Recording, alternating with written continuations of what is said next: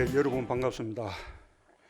오늘 제3차 국가과학기술자문회의 전원회의를 열게 되었습니다. 올해 민간위원 18분이 새로 위촉되었고 그 가운데 8분이 여성입니다. 우리 과학기술계를 대표하는 분들을 모시게 되어 기대가 매우 큽니다. 마지막까지 힘든 한 해를 보내고 있습니다.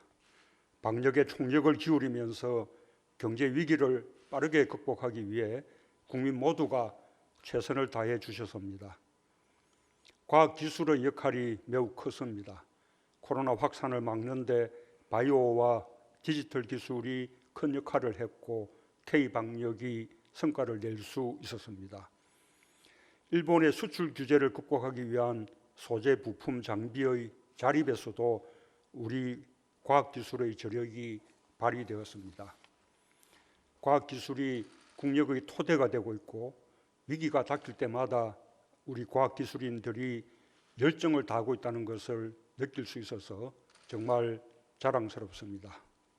지금 이 시간에도 치료제와 백신 개발에 최선을 다해주고 계신 과학기술인들을 국민과 함께 응원합니다.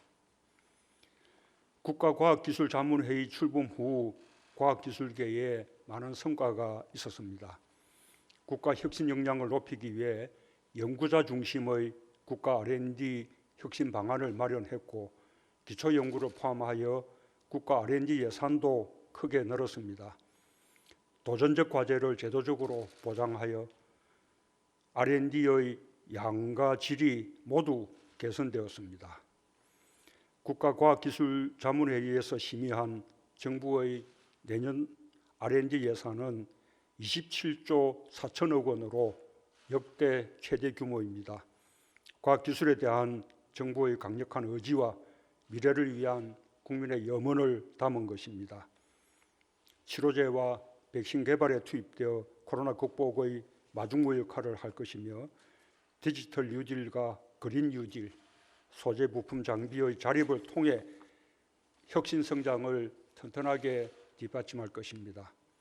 국가의 미래를 위해 지혜를 모아주신 염한웅 부의장님을 비롯한 위원님들께 깊이 감사드립니다. 내년은 우리 과학기술계에 매우 뜻깊은 해가 될 것입니다. 정부와 민간을 합쳐 R&D 100조 시대를 열게 됩니다. 규모 면에서 세계에서 5번째이고 GDP 대비 투자 비중으로는 세계 1, 2위를 다투고 있습니다. 갈수록 커지고 있는 과학 입국의 원대한 꿈이 R&D 투자에 담겨 있습니다. 선도 국가가 되고자 하는 야망이라고 해도 좋습니다. 이제 우리는 국가 R&D 재원 중 민간 비중이 78%에 달할 정도로 기업과 대학, 연구소의 혁신 역량이 크게 높아졌습니다. 우리나라는 미국, EU 등 7개국과 함께 인류가 한 번도 만들어 본 적이 없는 국제 핵융합 실험로 개발에서 핵심 역할을 하고 있습니다. 세계 최초의 환경 관측용 정지궤도 위성인 천리안 위성 2B호를 우주에 띄워 동아시아의 대기를 관측하고 있습니다. 세계에서 가장 빠른 초고속 전자카메라를 개발해 자연을 더 깊게 들여다보는 새로운 눈을 가지게 되었습니다. 올해 세계 경제가 어려운 가운데서도 우리 기업들은 연구개발 투자를 지난해보다 더 늘렸습니다. 기술 창업도 더 많이 증가했습니다. 국제 특허 출원 건수가 역대 최고를 기록하고 증가율이 세계 2위일 정도로 혁신은 우리 경제의 체질이 되었습니다. 감염병과 온실가스, 기후변화 대응이라는 국민의 안전보건과 지구적 과제의 해결에 이르기까지 과학기술의 역할이 더욱 커진다면 우리는 세계를 선도하는 혁신 강국이 될 수 있을 것입니다. 과학기술이 경제와 안보의 힘이 되는 시대입니다. 우리는 과학기술에서 세계를 선도하고 제품을 넘어 기술을 수출하는 강국이 되어야 합니다. 이를 위해 오늘 3가지 사항을 중점적으로 논의했으면 합니다. 첫째, 민간의 연구개발 투자에 더욱 활력을 불어넣어야 합니다. 국가 과학기술 역량을 정부가 주도하는 시대는 지났습니다.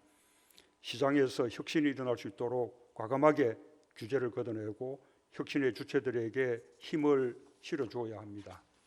규제 샌드박스, 규제 자유특구 등 규제 혁신의 속도를 높이고 조세 감면, 공공조달 확대 같은 지원이 더해져야 할 것입니다. 특히 중소기업과 벤처기업이 혁신의 중심에 설 수 있도록 과감한 정책을 강구해 주기 바랍니다. 둘째, 국민의 생활과 긴밀하게 호흡하며 국민의 안전과 쾌적한 삶을 실현하는 기술을 발전시켜야 합니다. 기후변화, 감염병, 미세먼지, 폐플라스틱, 해양 쓰레기 같은 국민의 삶과 밀접한 분야에 정부와 과학계가 더 큰 관심을 가져주시기 바랍니다. 셋째, 탄소 중립 사회를 위한 과학기술 개발의 정밀한 전략이 필요합니다. 2050년까지 남은 30년은 결코 긴 시간이 아닙니다. 저탄소 산업과 에너지 구조로 전환하는 매우 어려운 과제입니다. 탄소 중립의 로드맵을 과학기술이 뒷받침해야 합니다. 과학기술과 함께 가야만 그 로드맵이 성공할 수 있을 것입니다.